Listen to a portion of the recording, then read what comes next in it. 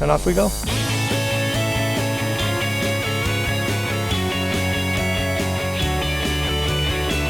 We take them up, a lot of them it's their first flight. It's local, we're fairly low altitude, so they're able to have a look around at their houses and their schools and the parks that they hang out in, that sort of thing. And it's just a really good event to sort of get the kids enthusiastic about aviation. Steve Hindle has been flying for years. Today we're in his plane at the Penticton Flying Club, where aircraft owners like Steve donate their time, skill, and gas in the hopes of fueling some interest in the world of aviation. Initially they could be a little bit nervous, but as soon as we get going, their little faces light up and it's just all smiles. And there's some fairly interesting conversations, and they get their little iPhones out and start snapping pictures and that kind of thing. So it's pretty exciting for them. Formerly known as the Young Eagles Program, the Canadian Owners and Pilots Association, or COPA, now runs COPA for Kids. One day a year, the pilots of tomorrow get a view from the driver's seat. It's all very structured. They start out with the ground school. They learn a little bit about the dynamics of flight and theory of flight, that sort of thing. Brief them on what they're going to do, what they can expect, and then they're walked out here. It's all secure. We're all lined up. Quite a few of them don't get an opportunity to see a small aircraft and to go for a ride in a small aircraft. So that's our objective, is to try and introduce kids to a new experience. And I think our group here over the last 20 or 22 years have flown probably 2,000 kids.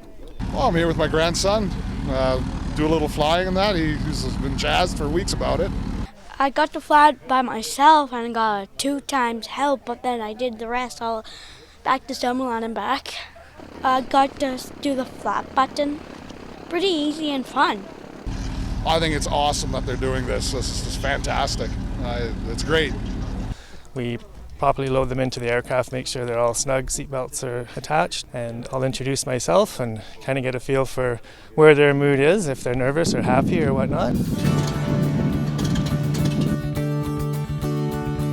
We saw cows, and it kind of looked like when we were above, it kind of looked like those little mats that have the roads and stuff on them, and like houses and things that you can put the fake trees on and everything, and you can drive toy cars around. That's what it actually looked like.